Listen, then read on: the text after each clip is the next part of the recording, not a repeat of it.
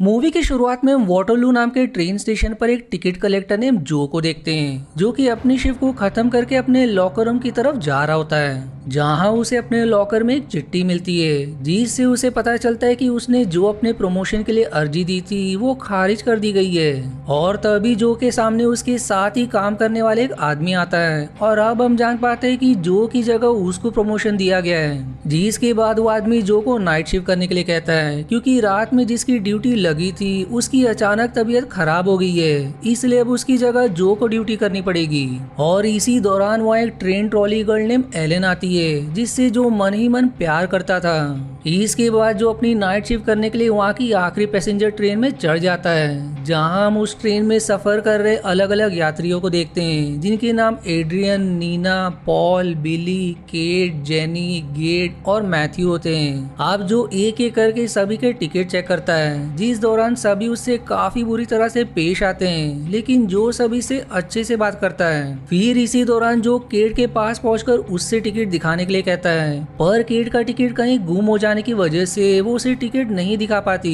जिस पर जो नियम के हिसाब से केट से टिकट के पैसे देने के लिए कहता है, जो कि केट को ना चाहते हुए भी देना पड़ता है। अब इसी बीच हम पॉल को भी देखते हैं, जिसकी तबीयत कुछ ठीक नहीं होती और वो बार बार टॉयलेट जा रहा होता है। अब इधर जो सभी के टिकट देखने के बाद एक जगह आराम से बैठ जाता है, जहाँ थकान की वजह से उसको नींद आ जाती है। पर तभी कुछ देर बाद अचानक से एक सुनसान इलाके में ट्रेन एक झटके के साथ रुक जाती है, जिससे जो की नींद खुल जाती है। इसलिए अब वो एलन के कहने पर सभी यात्रियों को संभालने के लिए जाता है। वहीं दूसरी तरफ ट्रेन ड्राइवर नीचे उतरकर देखने के लिए जाता है कि आखिर अचानक से इमरजेंसी ब्रेक्स कैसे लग गए। और फिर कुछ देर जांच करने के बाद वो देखता है कि ट्रेन के नीचे एक हिरन आने की वजह से ट्रेन रुक गई थी, इसलिए वो उसे खुद ही खींचकर निकालने लगता है, जिस कोशिश में हिरन का कुछ खून उसके कपड़ों पर लग जाता है। और उसी दौरान ड्राइवर को अपने पीछे झाड़ियों में किसी के होने का एहसास होता है, जिसके बाद देखते ही देखते अचानक से एक खूंखार जानवर उस ड्राइवर पर हमला कर देता है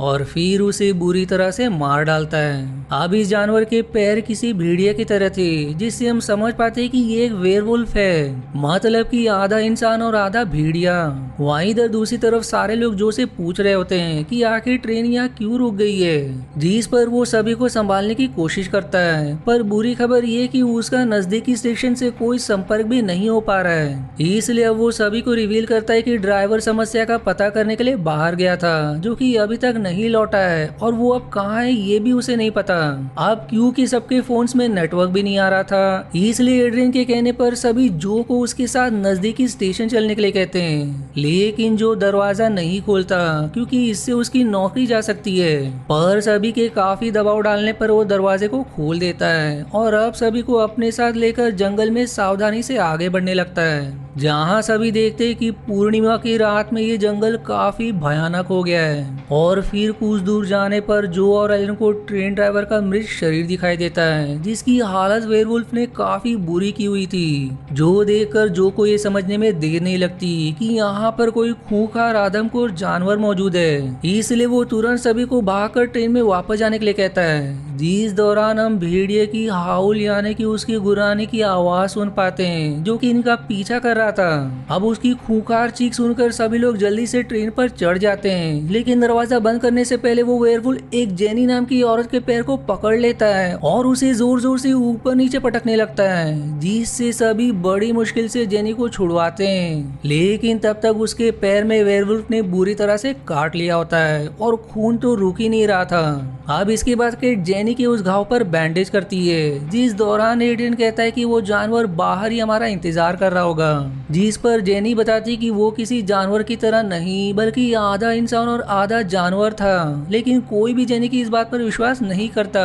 क्योंकि सबको लग रहा था कि जेनी सदमे की वजह से ऐसा कह रही है। और इसी दौरान उन्हें ट्रेन में कुछ और भी आवाजें आती है, जिससे सबको लगता है कि वो जानवर ट्रेन के अंदर दाखिल हो चुका है। इसलिए जो मैथ्यू और एड्रियन वहां देखने के लिए जाते हैं, जहाँ जाकर इन्हें पता चलता है कि पॉल इन सब के दौरान टॉयलेट में ही कैद था और वही दरवाजे को खटखटा रहा था, जिसे वहां से निकालकर जो सबके बीच लेकर आता है। जिसकी बाद नीना का फोन बजता है, मतलब कि उसके मोबाइल में नेटवर्क आ रहा था और ये फोन उसकी माँ का होता है, जिन्हें नीना यहाँ की हालत के बारे में बता रही होती है। और तभी उसकी आवाज सुनकर वो वेयरवुल्फ एक खिड़की के कांच को तोड़कर नीना को ट्रेन के ऊपर घसीट कर ले जाता है, जिसके खून को सभी गिरते हुए देखते हैं और इन्हीं सब से केट काफी दुखी होती है। और इसी के साथ ही अब हम समझ चुके थे कि ये कोई मामूली जानवर नहीं है, पर वहीं और कोई समझ नहीं पाता कि अब क्या किया जाए। जिस पर फिर जेनी का पति गेट सभी से कहता है कि हमें यहाँ मौजूद हथियारों की मदद से उस जानवर का सामना करना चाहिए, इसलिए वो सब जो की मदद से वहाँ मौजूद कुल्हाड़ी वगैरह को ले लेते हैं और सभी खिड़की दरवाजों को अच्छे से सील कर देते हैं। पर इसी दौरान जेनी की तबीयत और भी खराब होने लगती है और फिर वो अचानक से खून की उल्टी करती है, जिसमें उसके दांत भी बाहर आ जाते हैं। जो सब देखकर एड्रियन कहता है कि कहीं ये भी उसके काटने की वजह से उस वेयरवुल्फ जैसी तो नहीं बन जाएगी, लेकिन गेड का मानना था कि ऐसा कुछ भी नहीं है, वो बस बीमार है। पर इसी बीच जो देखता है कि उनके बीच से पॉल फिर से गायब है, इसलिए वो उसे लेने के लिए जाता है, जो कि फिर से टॉयलेट गया हुआ था, इसलिए जो उसे तुरंत बाहर आने को कहता है। पर तभी वो वेयरवुल्फ अंदर आकर सबसे पहले पॉल की जान ले लेता है और फिर जो को मारने के लिए उसकी तरफ बढ़ने लगता है, जो कि देखने में बहुत ही खूंखार दिख रहा था। और इधर एड्रियन भी उस वेयरवुल्फ को देखकर दरवाजे को बंद कर देता है, जिसकी वजह से जो वहीं फंस जाता है। पर सही समय पे बाकी लोग जल्दी से उसे बचा लेते हैं और दरवाजे को फिर से बंद कर दिया जाता है। लेकिन वो वेयरवुल्फ इतना ताकतवर था कि वो उस दरवाजे को भी तोड़कर अंदर आ जाता है, जहां उसे देखते ही सभी उस पर टूट पड़ते हैं और फिर उस वेयरवुल्फ को मिलकर मार डालते हैं। जिसके मरने के बाद जो वेयरवुल्फ के हाथ में एक अंगूठी देखता है, जिससे उसे समझ आता है कि वो भी कभी इंसान था, जो कि या तो किसी नाकाम आविष्कार या किसी दूसरे वेयरवुल्फ के काटने की वजह से ऐसा बन गया है। जिस पर फिर एड्रियन कहता है कि उनके बीच जेनी अब भी मौजूद है, जिसे इस वेयरवुल्फ ने काटा है और वो भी कुछ देर में शायद इसी तरह की हो जाएगी, इसलिए वो उसे मारने जाता है। लेकिन जो उसे ऐसा करने से रोक देता है और फिर उसे और जेनी को साथ में बांध दिया जाता है, ताकि अगर जेनी वेयरवुल्फ में बदले तो वो किसी को कोई नुकसान ना पहुंचाए। और इसी दौरान वो वेयरवुल्फ फिर से जिंदा होकर हाउल की आवाज निकालने लगता है, जो सुनकर जेनी की भी हाव भाव एकदम से बदलने लगते हैं। पर फिर जो उसे बुरी तरह से फिर से मार डालता है, जिस दौरान हमें जंगल में और भी ढेर सारे वेयरवुल्फ देखने को मिलते हैं, जो कि उसी मरे हुए वेयरवुल्फ की पुकार की आवाज से ट्रेन की तरफ आकर्षित हो चुके थे। जिस दौरान मैथ्यू, जो कि एक मैकेनिकल इंजीनियर है, वो जो और एलिना को बताता है कि इमरजेंसी ब्रेक लगने के कारण फ्यूल पाइप लीक हो गया है, जिससे किसी को तो जाकर जोड़ना होगा। इससे ये होगा कि ये ट्रेन किसी तरह अगले स्टेशन तक पहुंच जाएगी। वो ये भी जो से कहता है कि वो इस हरी लाइट के जलने का इंतजार करे, ताकि जैसे ही वो जले वैसे ही जो ट्रेन को चालू करना शुरू करे। इसलिए अब मैथ्यू बिली के साथ बाहर फ्यूल पाइप को ठीक करने के लिए जाता है, जिस दौरान बिली को नीना की चिल्लाने की आवाज आती है। इसलिए वो देखने के लिए जंगल की तरफ चला जाता है, जहाँ वो देखता है कि नीना को एक वेयरवुल्फ जिंदा ही खा रहा था। और जैसे ही वो पीछे मुड़ता है, वहाँ उसे चारों तरफ से कई सारे वेयरवुल्फ घेर लेते हैं और फिर यहाँ उसकी भी कहानी खत्म हो जाती है। अब इसके बाद वो वेयरवुल्फ ट्रेन के पास आते हैं, जिन्हें किसी के ट्रेन के नीचे होने का एहसास होता है। और जब वो नीचे देखते हैं तो वो सही समय पर मैथ्यू अपने आप को ट्रेन में लटका कर छिपा लेता है और साथ ही अब उसने फ्यूल पाइप भी सही कर दिया था, इसलिए हरी लाइट जल जाती है। लेकिन जो मैथ्यू और बिली के आने का इंतजार करता है, पर तभी उसे ट्रेन के आसपास वेयरवुल्फ के हाउल की आवाज आती है, इसलिए अब उसे ट्रेन को चालू करना पड़ता है।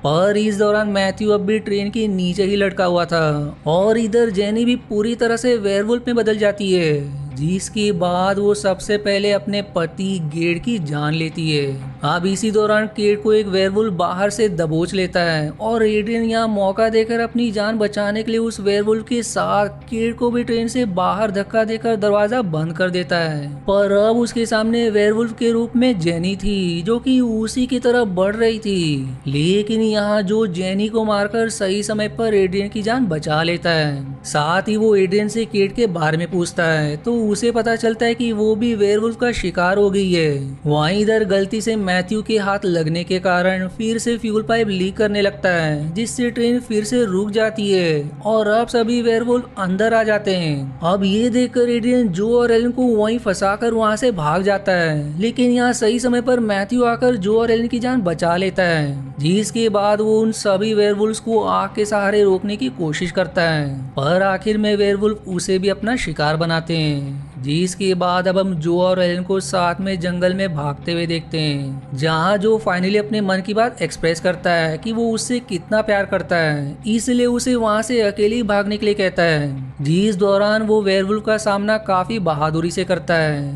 हालांकि आखिर में उसकी भी जान चली जाती है। अब इसके बाद हम एलन को स्टेशन पर देखते हैं, मतलब कि वो बच चुकी थी, जिसके हाथ में फिर हम जो की नेम प्लेट को देखते हैं। जिसके बाद फिर मूवी के आखिरी सीन में हमें एड्रियन को देखने को मिलता है, जो कि जंगल में था और वो सोच रहा था कि वो अब बच जाएगा, लेकिन तभी उसे चारों तरफ से कई सारे वेयरवुल्व्स घेर लेते हैं, जिनमें मैथ्यू भी था और वो भी अब एक वेयरवुल्फ बन चुका होता है। अब यहाँ पर सभी वेयरवुल्व्स मिलकर एड्रियन को काफी बुरी मौत देते हैं, जिसके साथ ये मूवी हॉरर तरीके से समाप्त हो जाती है। आशा है आपको मेरी एक्सप्लेनेशन पसंद आई। यदि हाँ तो प्लीज वीडियो को लाइक करना और चैनल को सब्सक्राइब करके सपोर्ट करना ना भूलें। मिलते हैं अगले एक्सप्लेनेशन वीडियो में, तब तक के लिए धन्यवाद दोस्तों।